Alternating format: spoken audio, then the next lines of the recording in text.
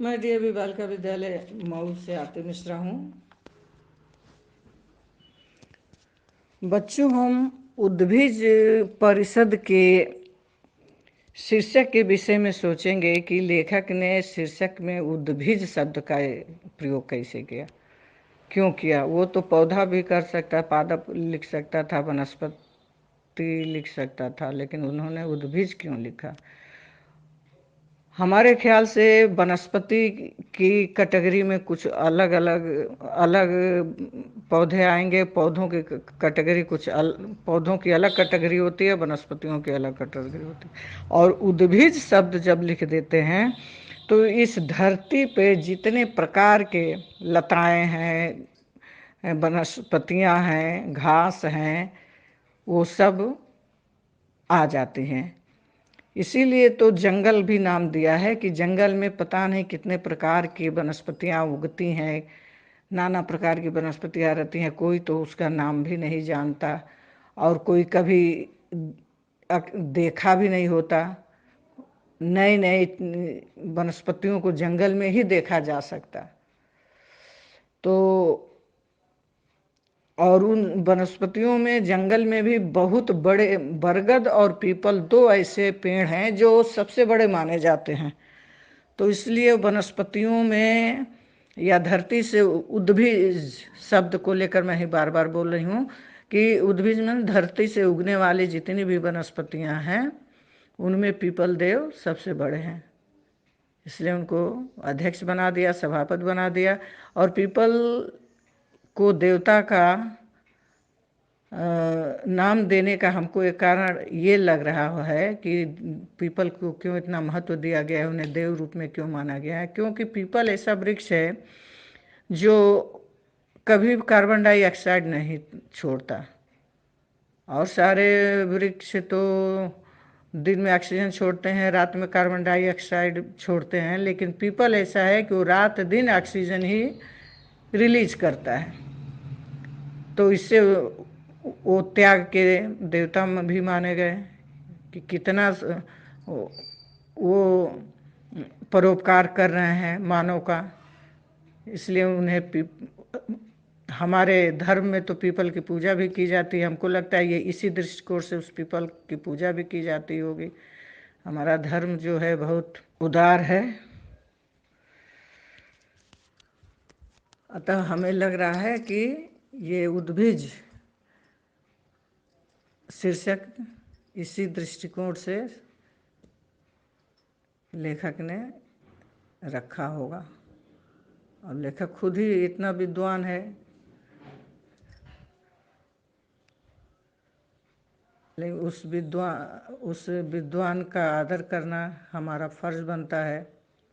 हम उनके लिखे हुए इस कथा को पढ़ रहे हैं, इस कथा में भी उनका कुछ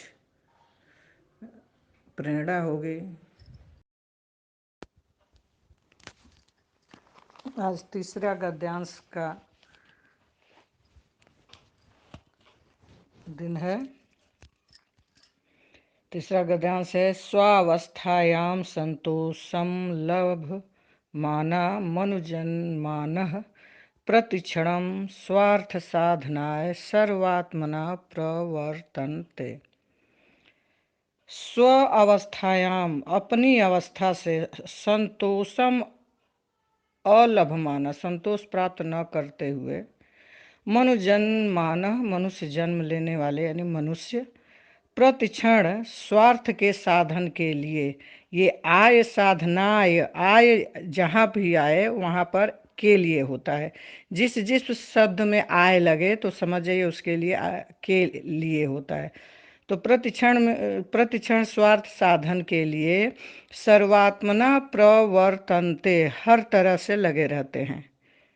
न धर्मम अनुधावन्ति, वे धर्म का अनुसरण नहीं करते हैं। न सत्यम अनुबंधन्ति, और न ही वो सत्य का आचरण करते हैं, सत्य से जुड़ते हैं। अनुबंधन माने जुड़ते हैं। तृणवदुपेक्षन्ते हो गया, तृणवत धन उपेक्षन्ते। तृणवत शब्द मन लगता है तो समान हो जाता है, तिनके के समान। उपक्षन्ते माने उपेक्षा करते हैं, नज़रअंदाज करते हैं। स्नेह माने स्नेह को या प्रेम को तो वो तिनके के समान उपेक्षा कर देते हैं। अहित मीव, यहाँ पर फिर ईव आया है। अहितम धन इव, अहित के समान परित्यजंत आर्जवम, त्याग देते हैं। आर्जवम माने सरलता को, यानी सरलता को वे शत्रु की भांति, दुश्मन की भांति त्याग देते हैं।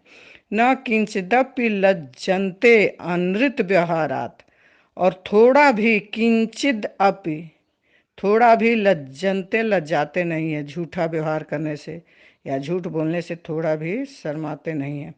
न स्वल्पमपि बिभ्यति पापाचरेभ्य, और बिभ्यत माने डरते हैं। न माने नहीं, स्वल्पमपि माने थोड़ा भी, स्वल्प माने थोड़ा, और अपि आ गया है तो भी, थोड़ा भी वे पाप के आचरण करने से डरते नहीं है। न ही क्षणमपि वीरमंति पर पीडनात्, और दूसरे को, पर माने दूसरे को, पीड़नात् माने पीड़ा देने के लिए, पीड़ित करने में, वीरमंत माने रुकते नहीं हैं। क्षणमपि माने थोड़ा भी, ही फिर यहाँ है, और निश्चित ही वे दूसरे को पीड़ा पहुंचाने में थोड़ा भी रुकते नहीं हैं।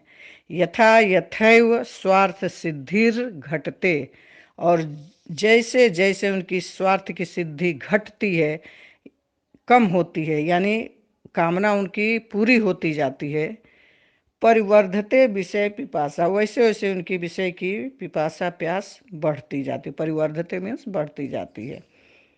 विषय पिपासा में आ जाता है पूरा सांसारिक सुख। निर्धन सतम कामयते, निर्धन को 100 की कामना रहती, 100 रुपया चाहता है। गरीब 100 की इच्छा रखता है, और सती, और जिसके पास 100 है वो 10 यानी 1000 की 10 शतान्य अभिलषति, 10 शतान्य अभिलषति, और जो 100 रख रहा है उसे 1000 की अभिलाषा होती है। सहस्त्राधिपो, और जिसके, अधिप माने स्वामी, और जिसके पास जो 1000 रखने वाला स्वामी है या जिसके पास 1000 है, वो लक्षम आकांक्षति, वो 1,00,000 की कामना करता है। इत्थम, इस प्रकार, क्रमशः एव धीरे धीरे ही मनुष्याणाम आशा बढ़ते, इस प्रकार धीरे धीरे मनुष्यों की आशाएं आगे बढ़ती जाती हैं, मनुष्य अपनी उम्मीद आगे बढ़ाता जाता है।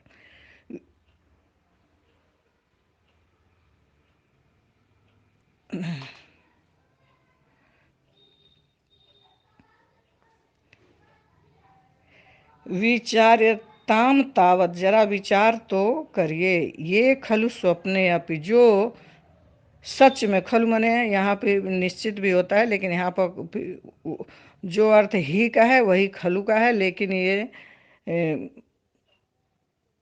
अर्थ कहाँ, ही का अलग शब्द का हर जगह होता है और खलु का अलग होता है, दोनों का मतलब निश्चित ही होता है। लेकिन यहाँ पर इसका अर्थ होगा ये खलु, जो सच में, जो स्वप्न में भी तृप्ति सुखम नाधिगच्छन्ति, तृप्ति के सुख नहीं प्राप्त करते हैं। सर्वदेव नव नव आशा चित्त वृत्तयो, सदा ही नई नई आशाओं वाले चित्त वृत्ति रखते हैं, सदा नए नए अपने मन में आशाएं रखते हैं या चित्त वृत्ति वाले होते हैं। तो संभाव्यते तेषु कदाचिदपि स्वल्प मात्रम शांति सुखम, तो क्या उनमें, तेषु मनुष्यों के लिए, क्या उनमें संभावना की जा सकती है, कदाचिदपि कभी भी, स्वल्प मात्र थोड़ा भी, शांति सुख, क्या उनमें कभी भी थोड़ा भी सुख, शांति सुख की संभावना की जा सकती है। ये क्षणमपि, जो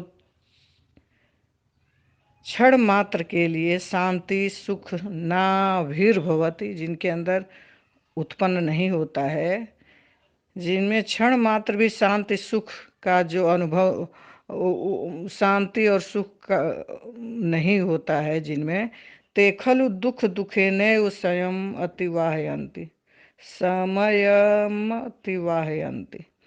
तो वे निश्चित ही दुख, दुख दो बार आया है तो बहुत ज़्यादा दुख में ही अपना समय अतिवाहयन्ति बिताते हैं। इत्यपि किम वक्तव्यम, ये भी क्या कहने योग्य है, इस विषय में और क्या कहा जा सकता है। इत्यपि किम वक्तव्यम, इस विषय में और क्या कहा जा सकता है कि वे कठिन दुख से ही अपना जीवन बिताते हैं। वाहयंत मैंने गुजारते हैं। कथम वा निज निज अवस्थायामेव तृप्ति अनुभवद्भ्य, और कैसे, कथम माने कैसे, अथवा कैसे वे अपनी अपनी अवस्था में तृप्ति का अनुभव करने वाले पशुभ्य पशुओं से तेसाम श्रेष्ठतम, उनकी श्रेष्ठता है। इस प्रकार अपनी अपनी अवस्था में तृप्ति अनुभव करने वाले पशुओं से वे कैसे श्रेष्ठ हैं। यदि विगहृतिम कर्म संपादयितुम, यदि जो विगहृत माने निंदनीय कर्म करने में, संपादित माने करने में भी पशु अपि लज्जन्ते, जो निंदनीय कर्म करने में पशु भी लज्जा का अनुभव करते हैं। तत् तु, यानी तत्तु है तो तत्तु वह तो मानवों के लिए, मानवानाम ईसत कर्म आसान है, मानवों के लिए तुच्छ कार्य है।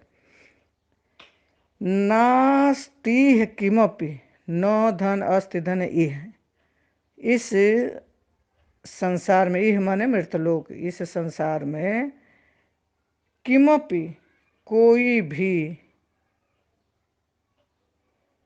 अति घोर रूप महापाप कर्म, अत्यंत घोर महापाप वाला कार्य, यत कामोपहत, जो कामनाओं से दूषित चित्तवृत्ति वाला है, मनुष्य ही ना अनुष्ठीयते, मनुष्यों द्वारा नहीं की जाती। ये नास्ति, फिर से इस बार, नास्ति किमपि अति घोर रूपम महापाप कर्म यत कामोपहत चित्तवृत्ति भी मनुष्य नानुष्ठीयते।